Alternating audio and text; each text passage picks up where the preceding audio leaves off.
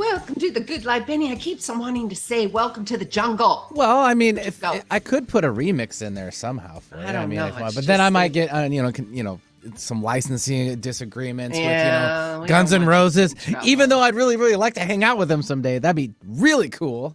Oh, well, set it up. There you go. So Put it out there. Duff McKagan, who the bassist for the band, actually, their family lives out in Issaquah here. I don't know if you knew that. I didn't.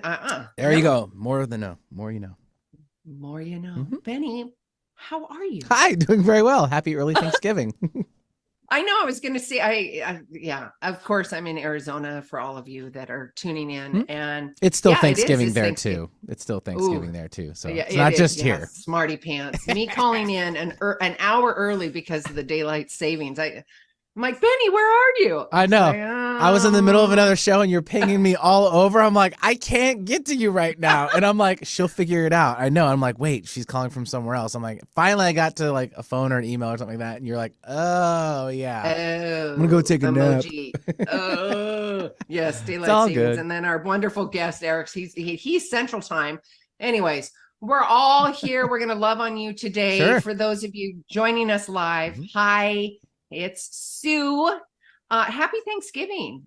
Have a wonderful time with your family. Watch your P's and Q's. We're going to give you some of those P's and Q's today because, there's could be some triggering moments come the holidays with family. They are our best gift and our best learning or our best experience to learn about ourselves or something. The drunk aunt, the drunk uncle, who knows? What of it? Some of it. Who knows? What's your plans, Benny? We're staying local. My girlfriend's brother-in-law is hosting this year, and some of his family's come in. He's an amazing chef. Already he can cook anything under the sun. So it's going to be great. So we're just going to bring a side plate. He's like, yeah, bring on over. Yeah, bring whatever over. And so, yeah. That's so nice. Good times. It's going to be great. Yeah, a part, being an empty nester, a part of, I've 20 some odd years I had family and kids and all of that. And now I'm like, can't you still like reach out and do that? Well, no. Oh, okay. Well, I'm in Arizona, they're in Washington and but they've got family plans and all of that. So, but I'll figure, I'm going to be in the sunshine. Zoom in. Yeah. Call in. Don't forget. Nice. All right. Yeah. Okay. No, I don't forget. You know what you could do? You could make like the old school like turkey with your hand and send them a picture. I think that'd be adorable. You're like thinking of you, gobble gobble. That's all you need. Gobble gobble. Gobble gobble. Oh, I love that. I did send them a card. So if they're not listening, it's too early in the morning. But yeah. It's all good. No, it's all good. All right. We're done chit-chatting, you guys. We've got a great guest. We always have a great guest. So thank you so much for joining us live. If you are tuning in the Pacific Northwest, in Mexico, in the UK, hi, thank you so much. For those of you who are going to join us after the live show airs in the podcast world, iTunes, SoundCloud, all that, thank you so much. Leave us a 5-star review, 10-star review would be great. Both of those. What was that? I said both of them. All of them. Review, all of them. Reviews, yes. Okay, so let's go through the formal bio. I want to talk to you guys. Today we're going to talk about purpose, resilience, the now. Resilience seems to be one of my biggest soul's paths in this lifetime. And our guest today, we're going to talk about his now. He has a tagline called Win the Now. This gentleman I'm talking about is Eric Recker. He is a medical professional, an entrepreneur, and a speaker. He helps people learn how to win the now. Eric has worn lots of hats as a husband, a father, a dentist, elite success coach, pilot, speaker, author, mountain climber, and I love this, recovering triathlete. Me too. He has pushed his life to the limits and discovered that what he was searching for wasn't at the top of the mountain. How many of us can resonate with that? Today, in addition to running a thriving dental practice which he loves, Eric is committed to helping people learn to win the now and discover the life they were meant to live. Through his talks and coaching as a speaker, he offers stories and strategies that equip audience to live with hope, to have a plan, and to believe that good days are ahead. Welcome. Thanks for having me, Sue. I'm excited to be here. I'm excited to have you here. So, of course, the formal bio. Let's get to know you. Where did this all start for you? Yeah, so it's sort of been forged in the fire. I'm no stranger to burnout, as you can probably guess with that list of things that I do. Yeah. And I'm guessing I have a sneaky suspicion that most of the people who will be tuning in and listening today might fall in the high achiever realm of the world. And I believe that almost 100% of high achievers have faced burnout at some point in their life, or they're lying about it. So that's kind of where my story has been forged. I remember growing up on the playground, and I'm from Iowa. So in the early 80s on the recess playground, kickball was life. I mean, that was everything. And so when I was 7, 8, 9 years old, I was not picked to play kickball. I was actually told I wasn't good enough to play. So I remember standing on the sidelines as this little kid, and I made this pact with myself that I was going to be so freaking good at everything that I ever did that no one would ever not pick me. So Mm. my life has been one of overcompensation. It's been one of trying to prove myself to the bullies that moved on from me before they turned 10 years old, most likely, and all of the things that come with that. So I believe that we're all on a journey. And I believe that one of the best things that we can do is share our journey with other people. So my hope is to be able to share my journey, the highs, the lows, the in-betweens, to help other people on their journey so that they maybe don't have to get as far down the burnout road as I did. Thank you. Stepping in the rink. Talk to me about now. What does now mean to you? I know you have the tagline, but Yeah. talk to me about that deep meaning of the now. I have a thing that I use when I read now. It's no opportunity wasted. It's Love like that. no opportunity wasted, meaning do it now, right? Yeah. But Yeah. please. Yeah, I love that. I'm actually writing that down because I'm going to revisit that later. I love it. I love it. You're welcome. So, and that's what I love about this. We just, I get to meet great people. We get to have great conversations and add value to other people. It's wins everywhere, which I love. Win-win mentality. Win-win. Yes, Yes. absolutely. When we can win for other people and win for ourselves, oh my goodness, that's the sweet spot of life. Right. Yes. And Oh. so I think what we have an epidemic of in our world, well, we have about 1 million epidemics, but I think one of the things that causes so many of our other problems is that we neglect the now. The now is the thing that's guaranteed. It's what's right in front of us. And I think we spend way too much of our lives stuck in the past or worried about the future. And when we do either of those things, we're robbed of the one thing that's guaranteed to us, the most precious currency we have, and that's the current moment, our time in the current moment. So I think that we have to find ways to always be bringing ourselves back to the now. And the problem is we just want to zone out. We've been taught with our phones, our digital pacifiers, as I like to call them. Oh, that is good. Yeah, you like that? I mean, do. I'm taking that one. Yeah, take it for sure. Because when we have little kids that are the slightest bit grumpy, what do? We shove a pacifier in their mouth, right? And it settles them down. So we have our problems and our issues that we have to face, but instead of facing them, we grab this thing and we zone out into never land, and we haven't solved our problems at all. We've actually just kicked them down the road, but we've pacified ourselves with a little bit of dopamine, a little bit of serotonin. It's not lasting, but it's what we do. So just like kids are either handed a tablet or they're handed a pacifier, or whatever they're handled so they don't have to deal with their stuff, we pick up our phones or stream Netflix so we don't have to sit in whatever's going on and try to figure out how we're going to work past it. Sitting in the muck of it, sitting in the fear, sitting in the pain, sitting in the muck of it, right? All of it. And I talk about crossing the bridge of initiation, crossing that bridge of fear, because there's so much opportunity on the other side. It's that middle ground excuse me, it's that middle ground that tumultuous is the word that pops up into my head. And it is, you're crossing that bridge, whatever it is, the adjective to describe in your life, big, small, and different. That's not what I'm talking about. It's just who you are, the experience that you have created. And, Eric, what I'd like to do is talk about crossing that bridge, but when people are going through the transition or crossing the bridge, and they're changing, they're getting rid of the fears, they're shedding the past mindset, they're shedding people. A lot of conversations, at least that I have found, people don't talk about when you are in that bridge, right? And you are shedding people, you are shedding old experiences. There's a lot of alone time.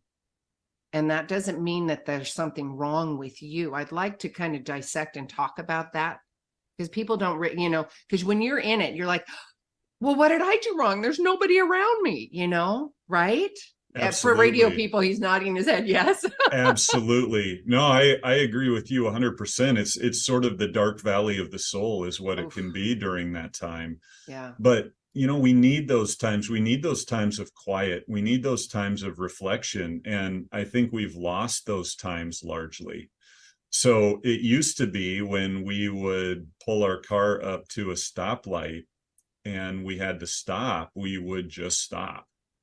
And our brain would have a little bit of idle time. We might have the radio on.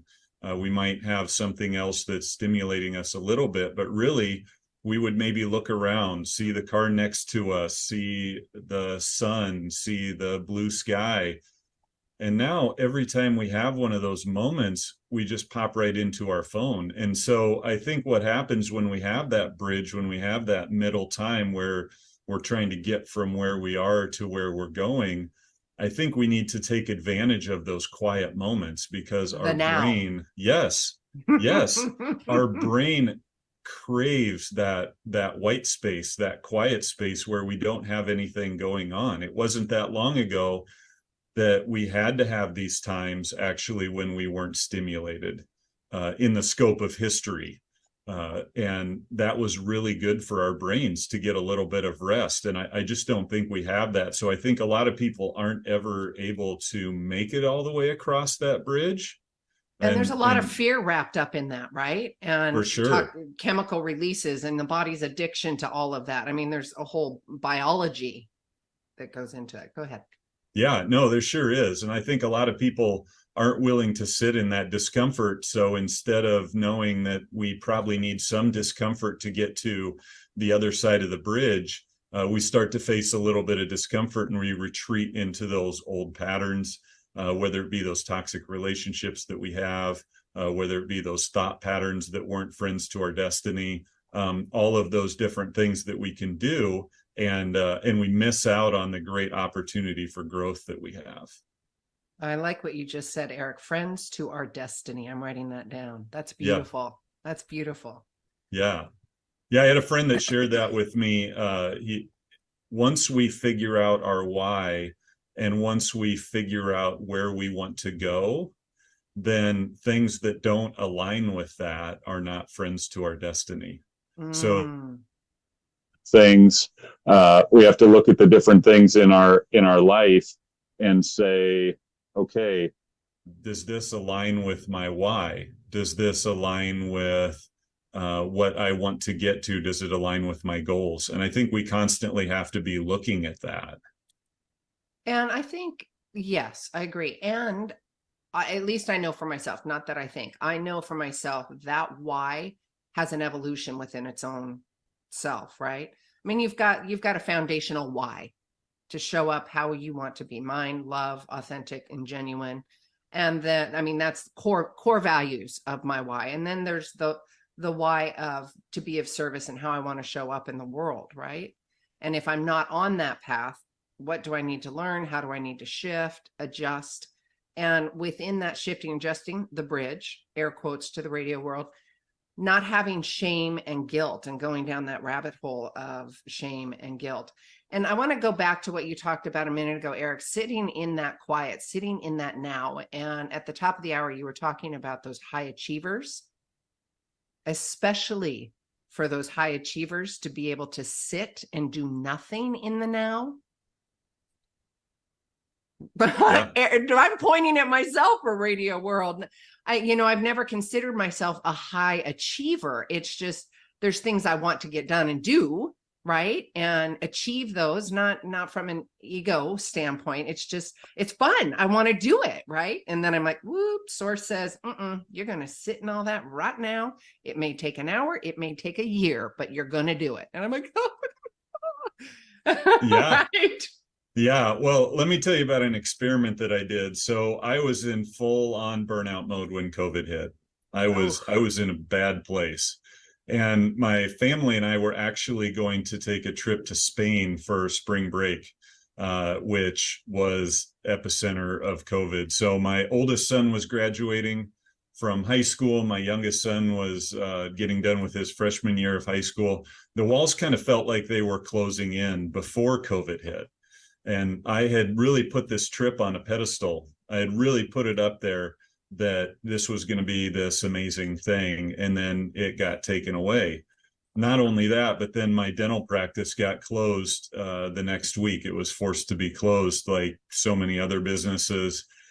And so for me, I'm definitely a high achiever. I'm one of these people who can't sit still because I think my time has to count for something all the time. So I did something that was completely against anything I'd ever done before. And I committed to, I knew my brain needed quiet or else it was just going to spin with urgency the whole time during COVID.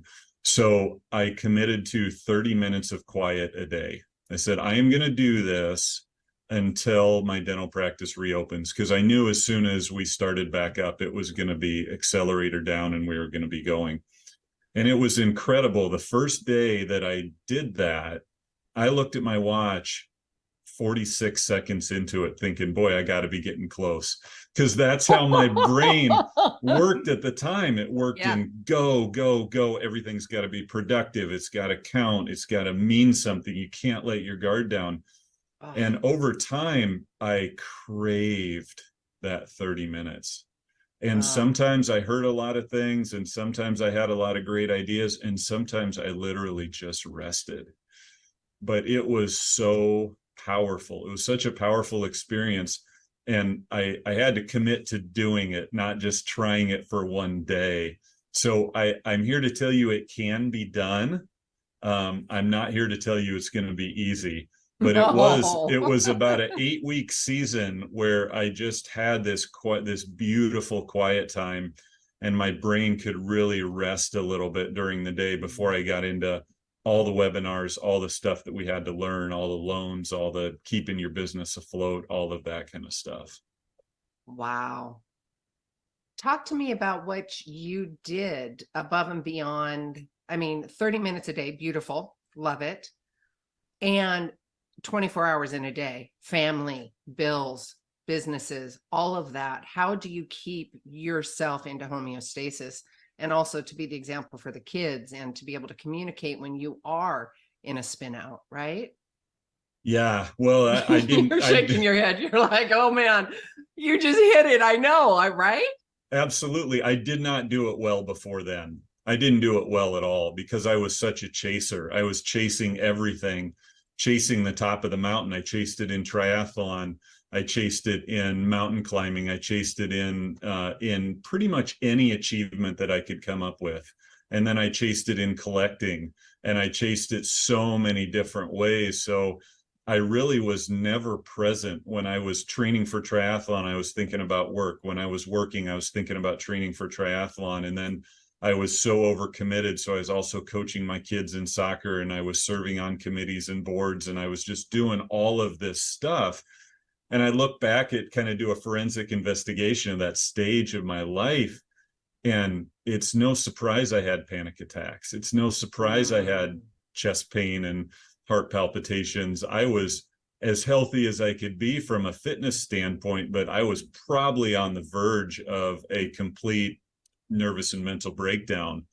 And so it was I learned how to do it from experiencing how not to do it. Walking, isn't that how it all happens, right? It's the discernment and the contrast, or Yeah. the contrast and the discernment, because you have to have that contrast to say, yeah, do I want it? No, I don't want it, whatever that looks like. And also to not stand in a shame bubble while you're doing it, right? Yes. And I see so many people who are stuck in shame, and I could justify being in shame for the rest of my life for some things that I did during that season, as far as not being present for my kids, not being a great husband during that time, and then not celebrating when I actually hit those achievements and milestones. I didn't. I would cross the finish line of an Ironman triathlon, and it's what's next, what's next, what's next. And because it wasn't good enough, and it wasn't what I was searching for. That's the problem. None of it was ever what I was searching for. Interesting that you said that, because it resonated with something inside of me, and I've done some triathlons as well. And it was, okay, what's next? And, I find myself, when I'm in that moment, whether it's a race or a grocery list, whatever it is, big, small, that's not what I'm talking about. Making a choice, that high achiever mentality, or the more, so I can prove that I'm worthy, right? Going back to your original story at the beginning, what more can I do just to prove that I am worthy to the outside world, right? Yes. Yeah, you're nodding your head. Yes, to the radio 100%, world. Yeah. Yeah. I always forget that the radio. So yes, I'm 100% in agreement with that. Yeah. Yeah. Proving to oneself that worth, and looking at how you describe the now, win the now. Looking at that, Eric, and to the audience, how can we bring the audience into that win the now mentality when they are still spinning in, I've still got to prove myself. I don't know what it is. I still got to prove myself.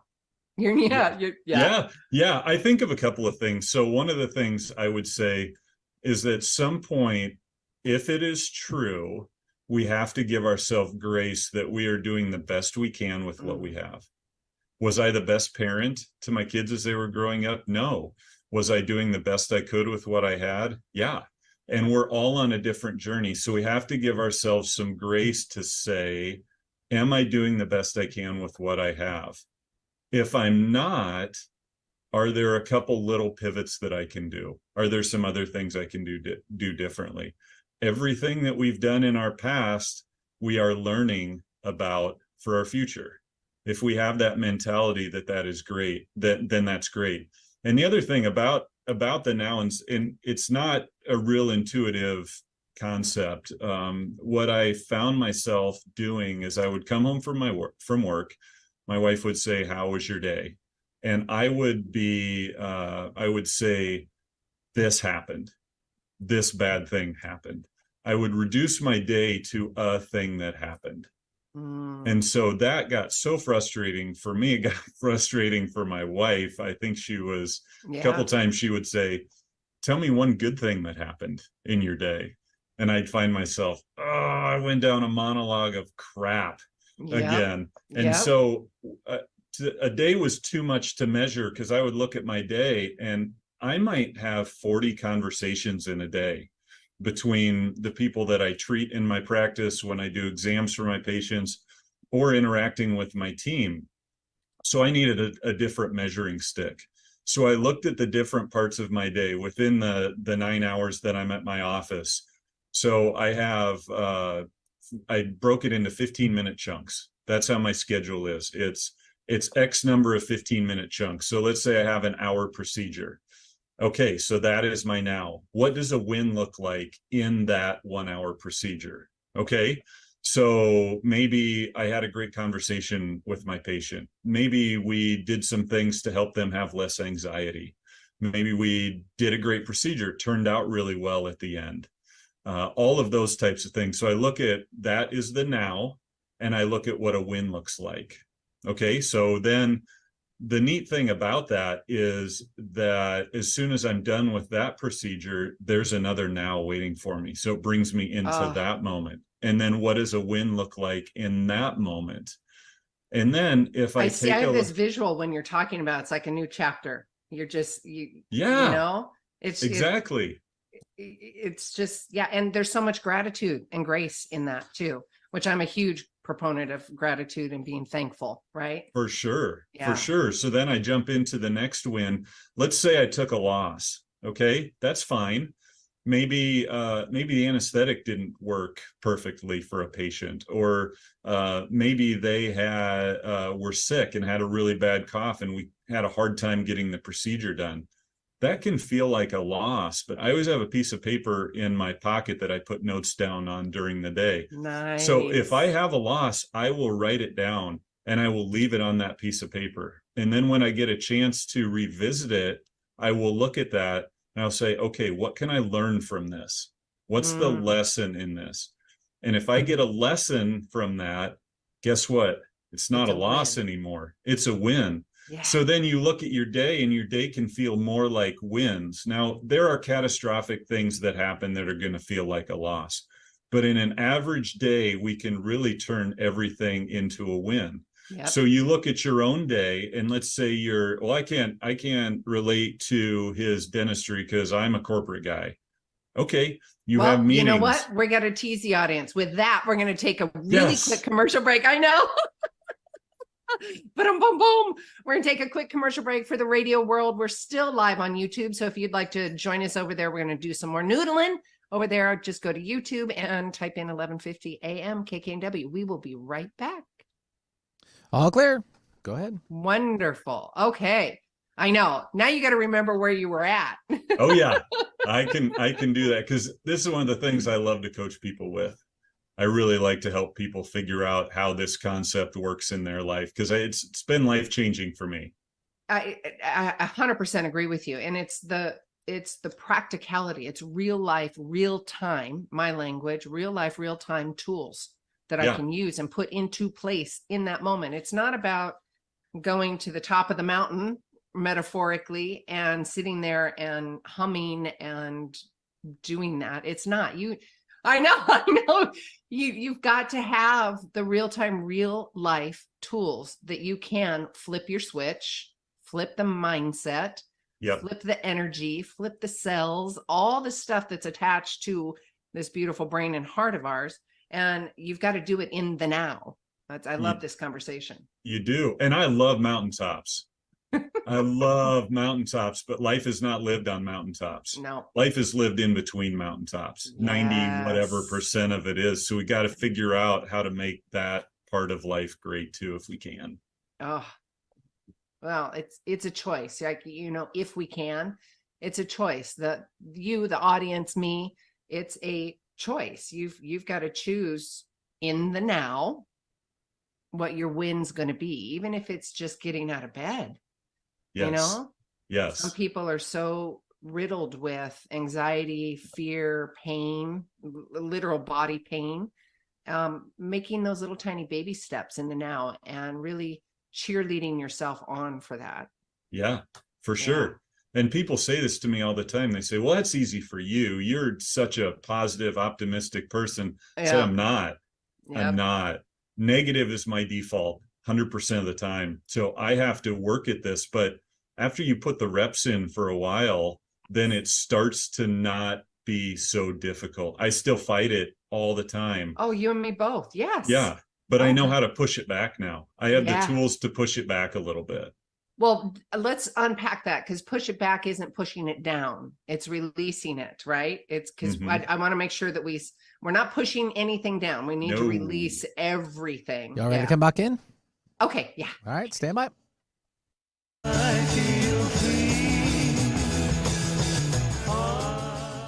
Hey. Welcome back, Radio World. Sue here. Eric, thank you so much. We are talking about win the now.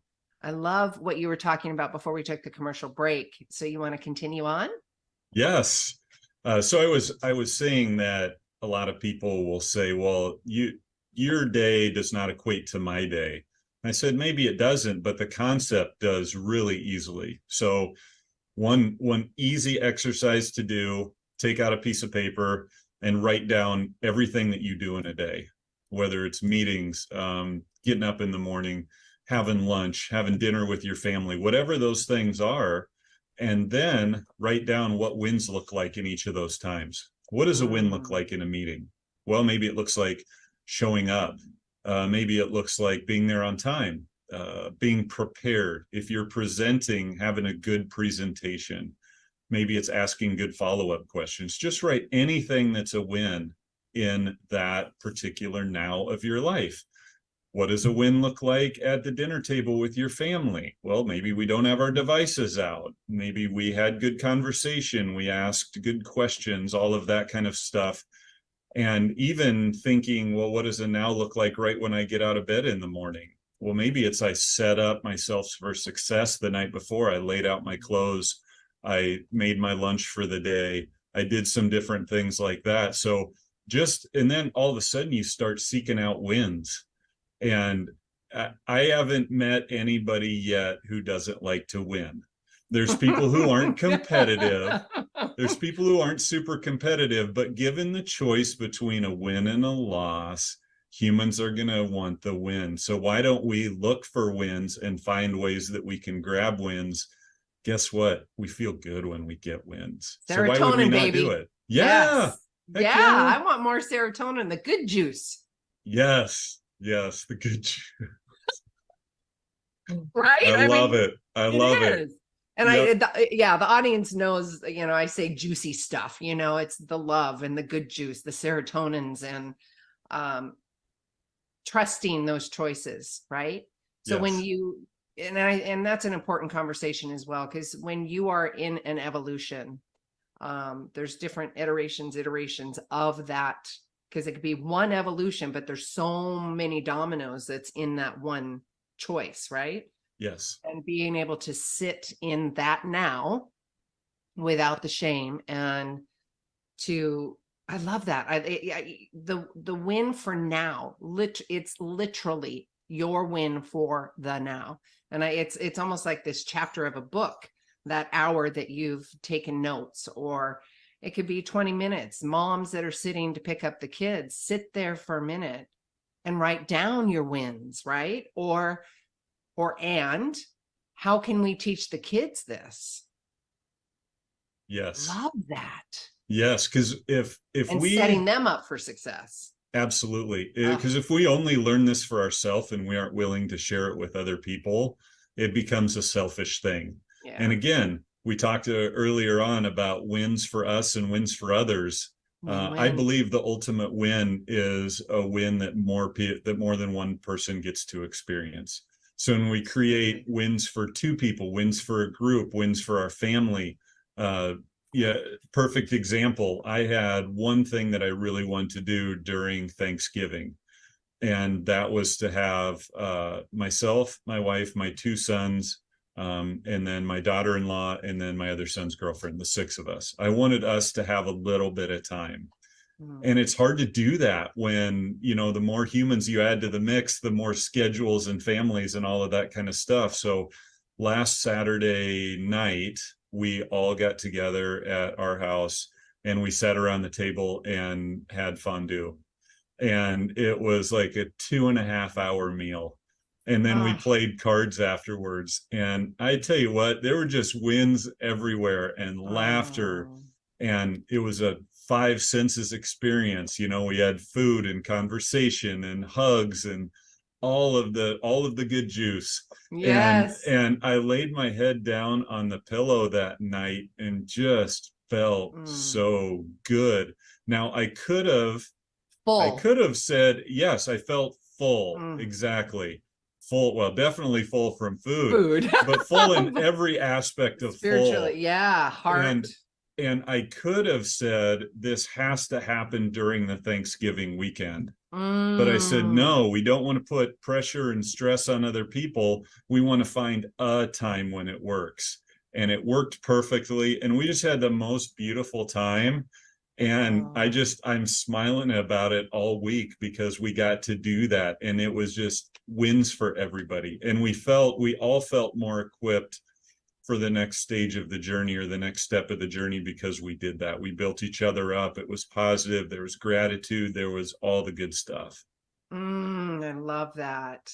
Yeah, gratitude's been, and that was something that I did when we were still doing Thanksgiving meals within the family and all of that. And whoever was joining us, family, the ex-husband, I would say, bring in the kids, whoever's doesn't have home. But where I'm just going with this is there would be little I'm thankful for tags on all the seats or the plates or whatever, and everybody would read that and take a minute in the now. Hopefully somewhere, somehow, even though the kids would roll their eyes and go, oh, yeah, we have to do this thankfully. Even some of the adults, they're like, oh God, here goes Sue again. Oh. Yep. But somewhere, somehow, there's a sticky little thorn there going, yeah, there's a gratitude. And hopefully that tradition has stuck with them and other people. And please, audience, if you want to do that, please do that. Yeah. I had a coaching client who was stuck, and she was just anxiety was just really kicking her butt, and she had some huge life things going on. She said, I wrote down my 3 things for gratitude and I tried all these different things. And I said, well, how about this? Have you ever tried to exhaust your gratitude? And she said, Oh, well, what do you mean by that? I said, write everything. Literally everything. I mean, I'm talking about the color of the paint in the room. Yes. I'm talking about the socks on your feet. Just exhaust it and take a lot of time to do it.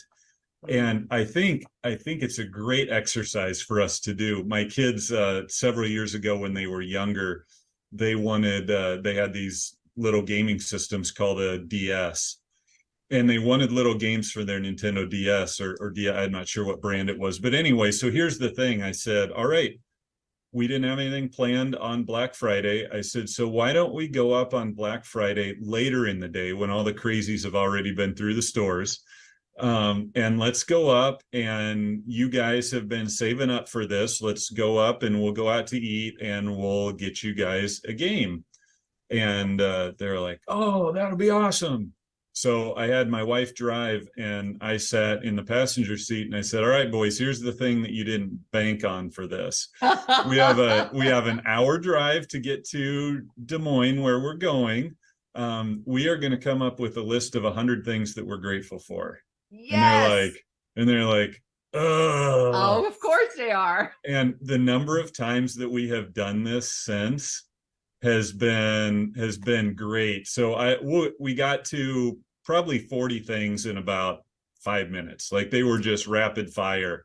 And then we kind of stalled out a little bit. And I said, guys, think deeper, think deeper. And I think I stopped them about 110. I said, guys, we got there, we blew past it. They're like, are you serious? That wasn't hard at all. And so I think getting creative with how we do some of those kind of things and how we can incorporate gratitude, because we miss Thanksgiving and we go right to Christmas. And they're both amazing, but I think this week is a layup for us to really work on gratitude. It should be a daily practice. Gratitude for me has changed my life. Having authentic and genuine, my anchor words, being authentic and genuine with my gratitude, even through the pain, because there is something I'm learning in that pain. So I sit in that pain, not comfortable. I'm not sugarcoating it whatsoever. It sucks. Yeah, it does. And then I also know that thing in my head saying, you're learning something here. You're learning something here. It's okay. It's okay. You're safe.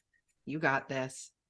And having that gratitude has changed my mindset and brought me out of a ton of trauma. And I can't preach about it enough or encourage about it enough or please do this now, right?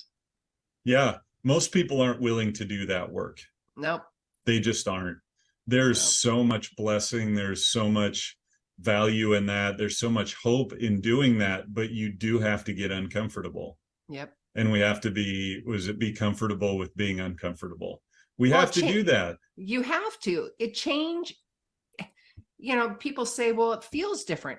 Good. It's supposed to, my loves. Well, I know it feels different, and sometimes it's going to suck, but it's supposed to. It's okay. Yeah.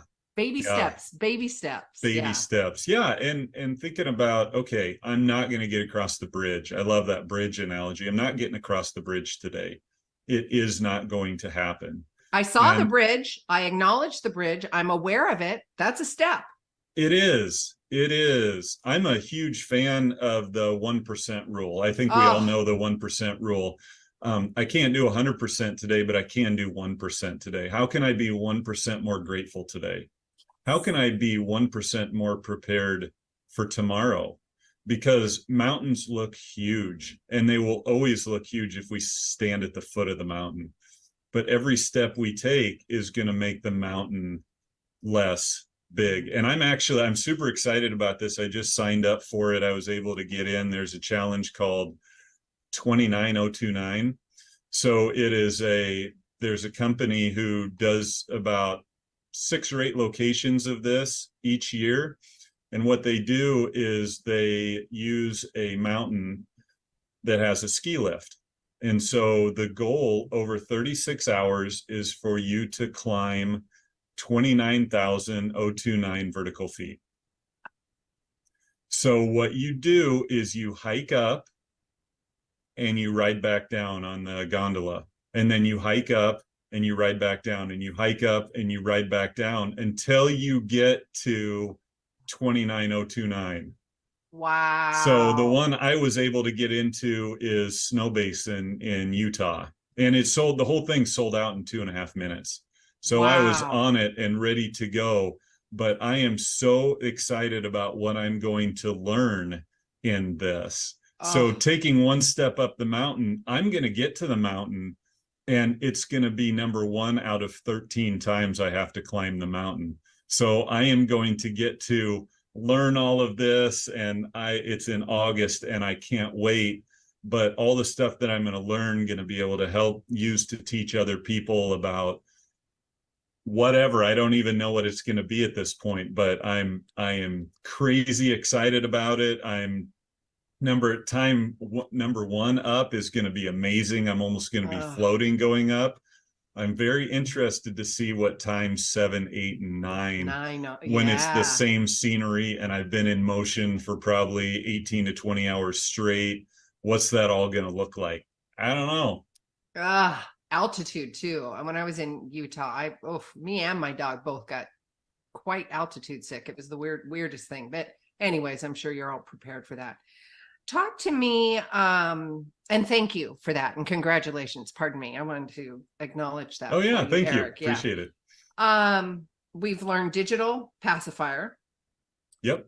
Friends to our destiny, setting up our day, and literally, audience, say this with me: win for the now. Literally, win for the now in your now, and creating a book, a journal, a notes, write it down. I'm a big proponent of writing. I don't use my phone. I do. Yes. I'm a pen to paper person. Same.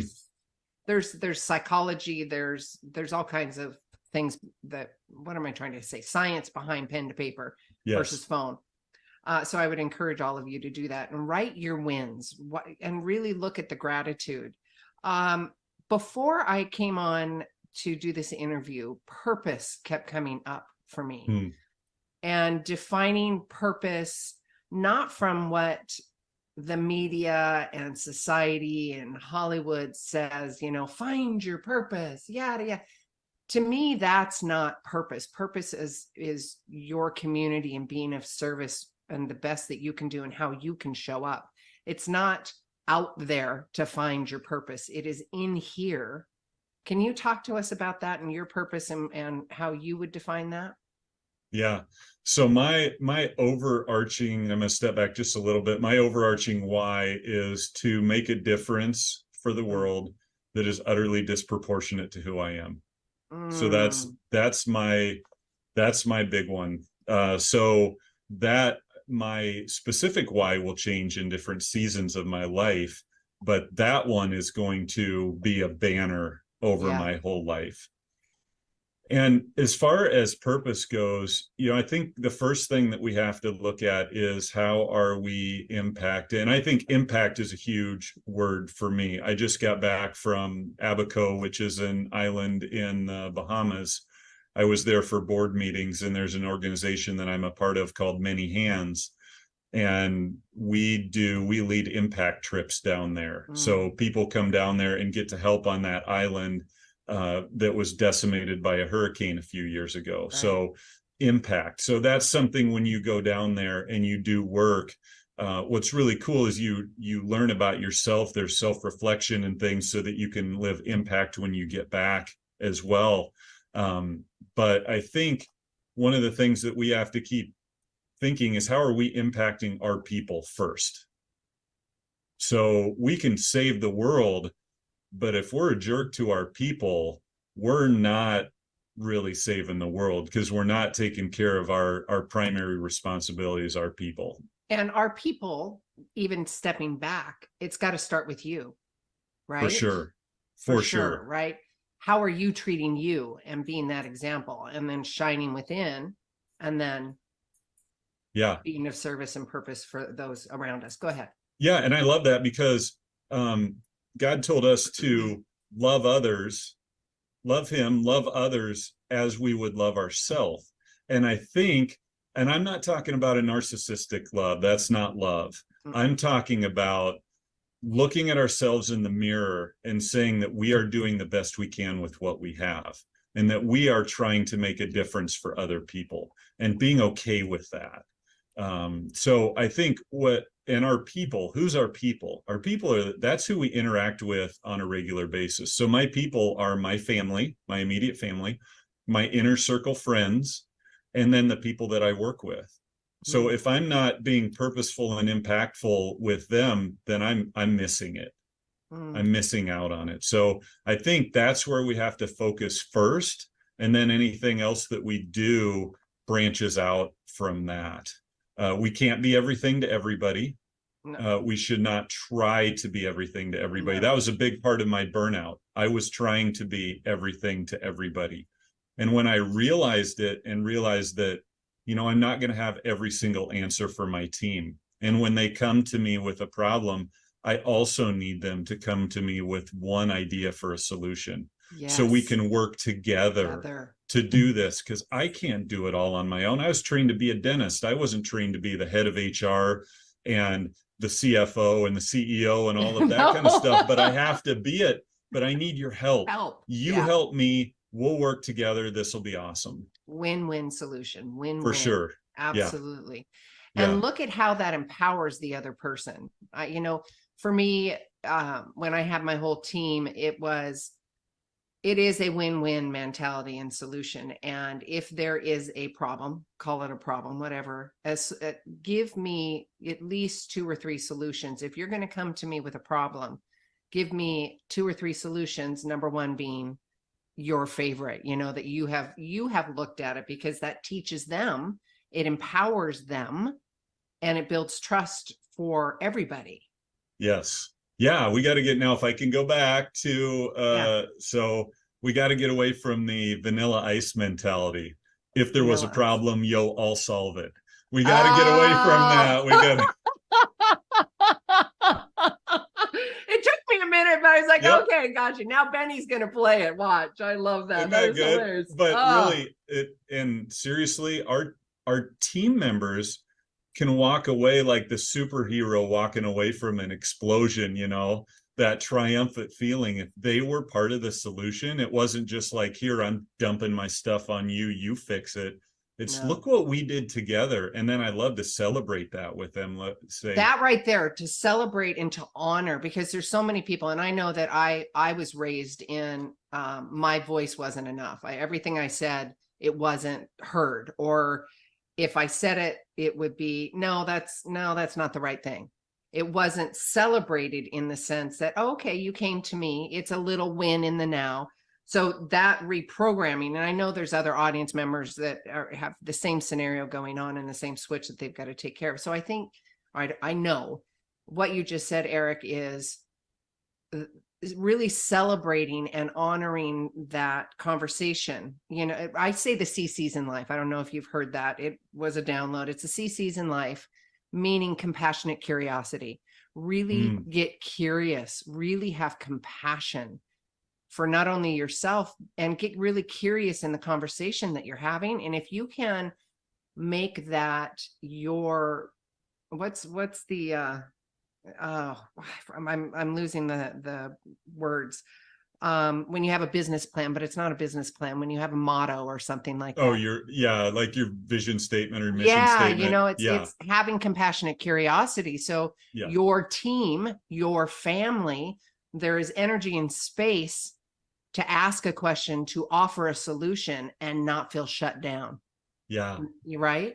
Yes. I tell my team all the time, how can we be a part of the good part of somebody else's story? So when somebody comes in and they're grumpy or they're argumentative or whatever, get a little curious. Like, why is this person not their usual self? What has happened in their life? Meet them where they're at. They may be up to here with everything that's going on in their life, and it just spouted out on you a little bit. It's rare that somebody's going to walk in just wanting to trash you. So if somebody isn't it right? Oops, sorry. Isn't it right there? They are not being their normal self, is an awareness practice instead of being triggered, right? Oh, wait. That's not normally how they act. Something's going on. Yes. Curious. 100%. Yeah. 100%. Okay. Yeah. Good conversation today. We've got a few more minutes. I was just checking our time. We've got maybe 3, I don't know how many minutes, 3 minutes to go. I wanted to wrap up. Can you share with the audience and everybody how to get a hold of you? I know you do speaking, coaching, all of that good, juicy stuff. Yes. Yes. So I would say recently I've been doing an awesome workshop where I like to get together with 15 or fewer people. And what we do is kind of go through my burnout journey, and we dive right into how can we be honest with ourselves about where we're at. Because I think that's where it all starts, is where we're at. And then we kind of break into groups and talk about that a little bit. We come back together and talk about the things that drain us, the things that fill us up, because life is always moving us towards the 0 on the 1 to 10. We got to figure out ways to get ourselves back towards the 10. So we work on that a whole lot, come back, and we talk really seriously about win the now. And I give participants a scorecard for how to win the now in their lives. And I end with this really fun story about mountain climbing, and it's been really fun. So I love to do that. I love to coach people. My website is the easiest place to get a hold of me. It's just my name, ericrecker.com. It's got my social media links, blog that I write, all of that kind of stuff. It's kind of home base for me. So I love to have conversations. I love to get together on Zoom and have discussions and brainstorm any way that I can help other people on their journey. And have the CCs in life, compassionate curiosity. Bet. We got to live with curiosity. Oh, you got to lead with curiosity and compassion for self and others. I find myself, it's a tape in my head, compassionate curiosity, CCs. Do the CCs right now. Don't get triggered. CCs.